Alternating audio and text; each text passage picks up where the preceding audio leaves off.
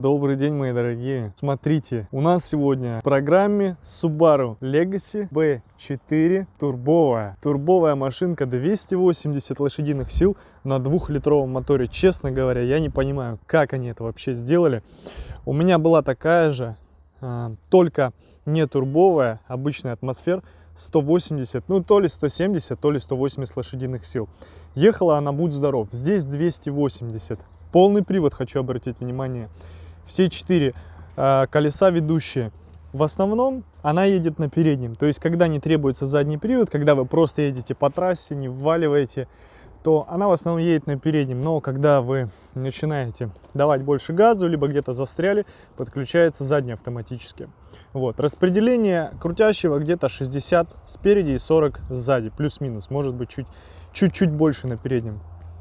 Вот такая вот машинка. Они ее позиционируют как премиум. Действительно, они ее позиционируют как конкурент Toyota Camry, Crown и прочим машинам. То есть, ну, по сути, да, действительно, это самый премиальный автомобиль у марки Subaru. Вот, тех лет, по крайней мере, в этом кузове, в кузове седан. У них также есть Subaru Tribeca, но это уже у нас все-таки кроссовер. Я, честно говоря, не считаю, что это премиум, но факт есть факт, японцы позиционировали его так. Давайте посмотрим, что у нас есть по интерьеру. Состояние, конечно, у машинки не прям первой свежести, но она очень дешево продается.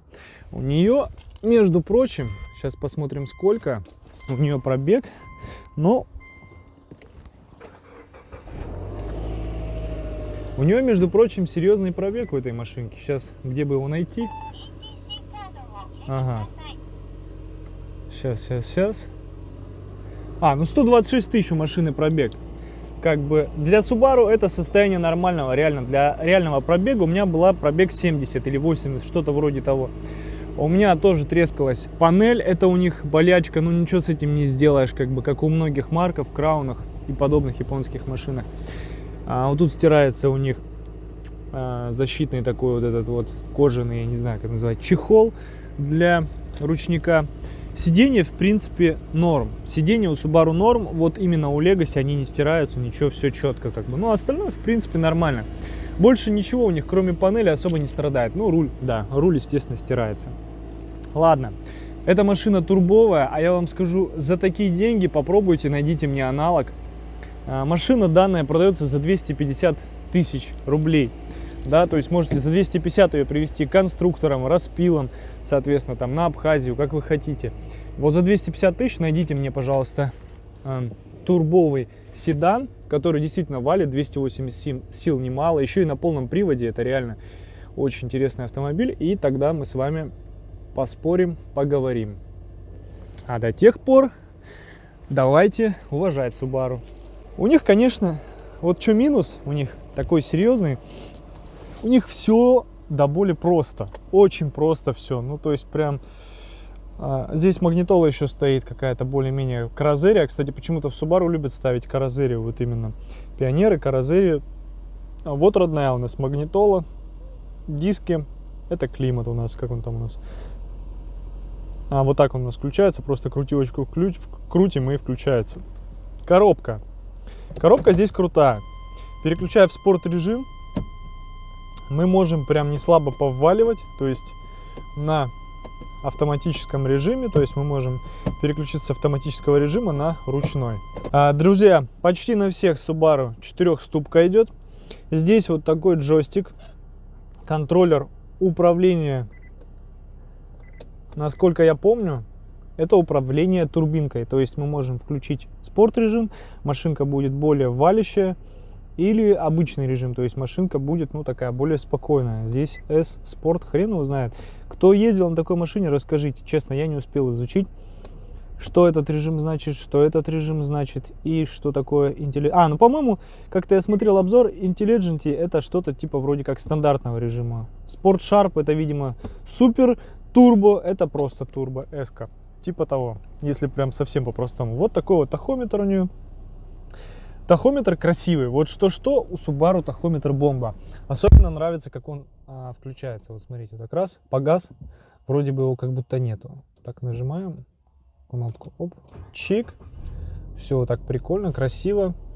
Анализ работы турбины. Здесь, кстати, когда мы нажимаем этот джойстик, у нас вот они переключаются режимы.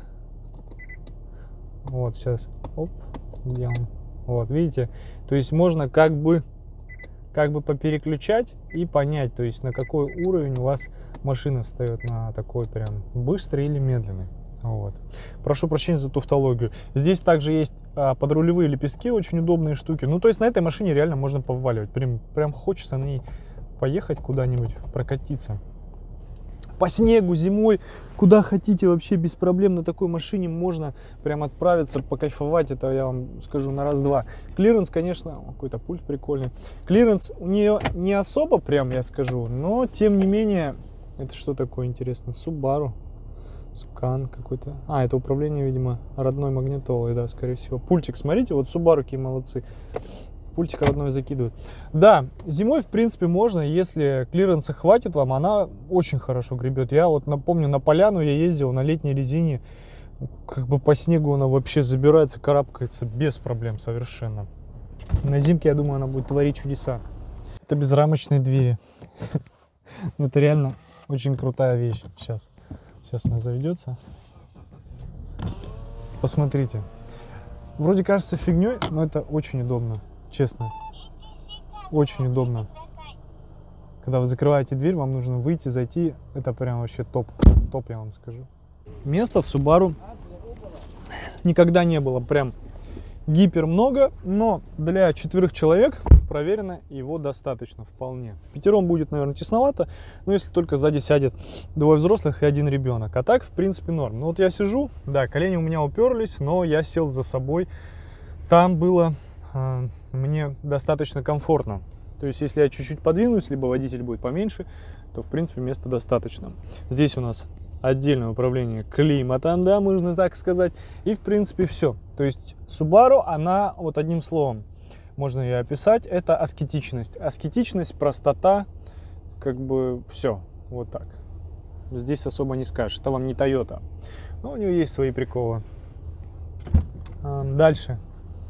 Что у нас по багажнику? Давайте посмотрим. Багажник у нас открывается вот здесь, так же как и бензобак, вот такими вот рычажками. Вот такой багажник, а я вам скажу, он достаточно просторный багажник для такой небольшой машинки. Друзья, еще есть такая прикольная фишечка у Subaru, это подогрев дворников. Очень мне нравится эта фишка. Зимой актуально, реально вас где-то там примерзло что-то, раз включили, завели автозапуском или как, у вас дворники оттаяли, прекрасно. Никогда они у вас не будут обрываться, никогда вам не надо париться по поводу того, что вам нужно там их на ночь приподнять, а не дай бог кто оторвет их. То есть раз, включили кнопочку, все. Вот вроде бы простая машина, да, с одной стороны, а с другой стороны есть такие вот прикольные фишечки у нее. Сейчас я открою капот. Друзья, вот он наш 2-литровый красивый оппозитничек. Вот здесь происходит забор воздуха и пошел туда в турбинку. Здесь даже распорочка, смотрите, японцы поставили STI. Уверен, что оригинальная, хорошая. Ну вот так это все выглядит. В Subaru это смотрится очень круто на самом деле. Вот эти вот желтые крышечки, они прям как-то выделяют, да? Вот Subaru ни с чем не спутаешь. Очень красиво все сделано. В принципе, все, что я хотел рассказать. Мультируль. Прикольный, удобный, симпатичный. Тахометр очень красивый.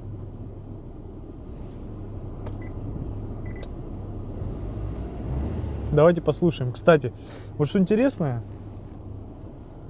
Так, печку сейчас выключу. Вот послушайте, слышно нет будет?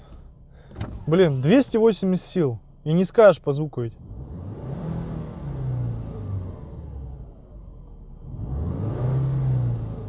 Ну вот где там 280, да? Вот так по звуку, ну вот хрен скажешь.